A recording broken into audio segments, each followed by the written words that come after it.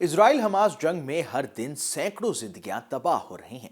7 अक्टूबर 2023 को शुरू हुई इस जंग को 4 महीने हो गए हैं। गाजा पट्टी में चारों ओर बस तबाही ही तबाही है। लेकिन अब एक ऐसी खबर आ रही है जिससे ऐसा लग रहा है कि 4 महीने बाद अब गाजा में शांति हो सकती है। क्या है पूरा मामला, आइए इस वीडियो में जानते हैं। मैं हूं कुंवर शर्मा और आप देख रहे हैं न्यूज नेशन का डिजिटल प्लेटफॉर्म। हमास ने गाजा में 135 दिनों के लिए युद्ध विराम का प्रस्ताव रखा है। इसमें कहा गया है कि सभी बंधकों को मुक्त कर दिया जाएगा। साथ ही इजराइल गाजा पट्टी से अपने सैनिकों को वापस ले जा सकता है।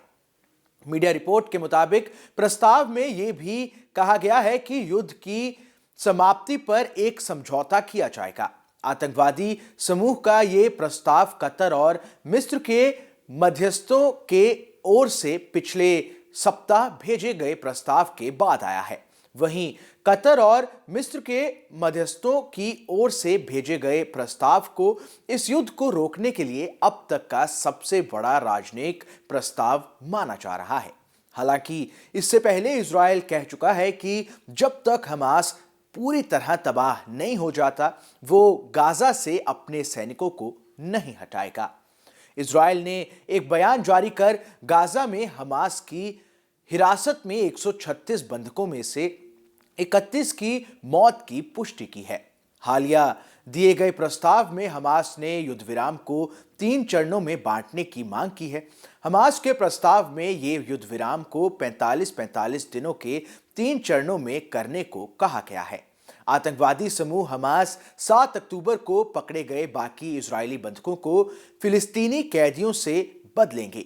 वहीं गाजा का पुनर्निर्माण शुरू हो जाएगा। साथ ही इजरायली सेना पूरी तरह से वापस चली जाएगी।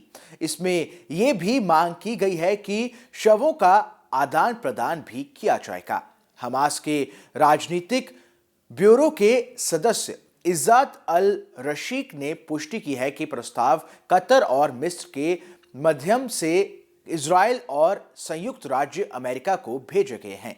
हमास के राजनीतिक ब्यूरो के सदस्य इज्जत अल रशीक ने पुष्टि की है कि प्रस्ताव कतर और मिस्र के माध्यम से इजराइल और संयुक्त राज्य अमेरिका को भेज दिया गया है। उन्होंने आगे कहा है कि हम अपने फिलिस्तीनी लोगों के खिलाफ आक्रामकता को रोकने और पूर्ण स्थायी युद्ध विराम के साथ साथ राहत, सहायता, आश्रय और पूर्ण निर्माण प्रदान करने के लिए सकारात्मक भावना से काम करने की इच्छा रखते हैं।